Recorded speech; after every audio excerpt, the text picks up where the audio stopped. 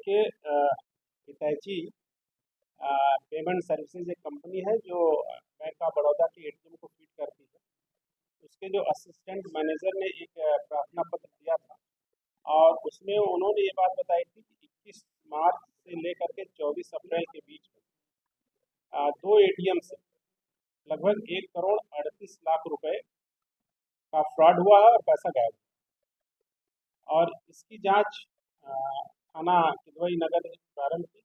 इसमें एडीसीपी साहब, एसीपी साहब सबने इसमें बहुत महत्वपूर्ण योगदान दिया और सबने इस पूरे केस को वर्कआउट करने में अपना एक अच्छा योगदान दिया। इसमें ये बात प्रकाश में आई कि जो एटीएम का कस्टोडियन होता है उस कंपनी का, हितैषी कंपनी का जो कस्टोडियन है, उसमें एक लड़का दीपक जायसवाल, जिसको अभी आपके सामने प्रस्तुत किया गया था, ये पूर्व में इस कंपनी में काम करता था। और इसने अंकित त्रिपाठी नामक एक लड़का जो पूर्व में इसका मित्र था और वो भी किसी एटीएम में काम करता था, उसके साथ इसने साजिश करके उस एटीएम की एक चाबी इन दो नए लड़के जो अभी आपके सामने प्रस्तुत हुए हैं, जिनके नाम क्रमशः विपिन दीक्षित और सुधांशु जायसवाल है, इनको दी।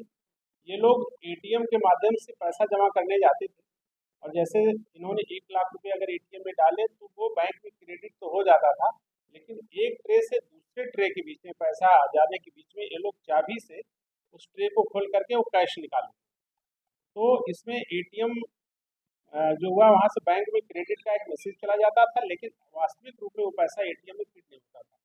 इस प्रकार से एक धोखाधड़ी करके जो है इस पूरी बैंक को इन्होंने लगभग 1 करोड़ 38 लाख रुपए का नुकसान पहुंचाया था। तो इसकी एक एफआईआर थाना किदवई नगर में दर्ज हुई, इस क्रम में विवेचना शुरू हुई है। इसमें 3 अभी पकड़े गए हैं और जिनसे लगभग 19,15,000 रुपए अभी बरामद हुए हैं। और उसमें एक गाड़ी, जिस गाड़ी से लोग जाते थे घटना करने, वो गाड़ी बरामद हुई है और उसकी एटीएम की वो बरामद हुई है। उस पैसे से उन्होंने थोड़ी सी ज्वेलरी खरीदी थी, ज्वेलरी भी बरामद हुई है। ये सारी चीज़ें इसमें बरामद हुई हैं। और हम लोग अब इसमें अन्य जो कड़ी है, इसमें एक बात और समझ आई कि अंकित त्रिपाठी, मनीष त्रिपाठी और आशीष त्रिपाठी पुत्र रामकेश त्रिपाठी जो कोयला नगर चकेरी के रहने वाले हैं, ये मुख्य रूप से ये लोग इसमें मेन प्लानर हैं। और इन्होंने ही इन लड़कों को हायर किया और इन लड़कों के माध्यम से इन्होंने एटीएम से उसकी की ले करके उसको खोल करके पैसा लिया। इसके कई वीडियो फुटेज सामने आए हैं जिसमें इन सारे अभियुक्त एक साथ कार्य करते दिखाई दे रहे हैं।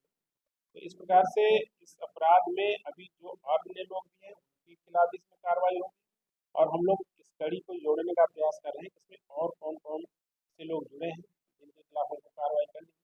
तो फिलहाल इन 3 अभियुक्तों को जेल भेजा जा रहा है और सारे अन्य जो भी लोग इसमें इन्वॉल्व हैं उनकी गिरफ्तारी करते हुए इसमें गैंगस्टर एक्ट में भी इसमें कार्रवाई की जाएगी।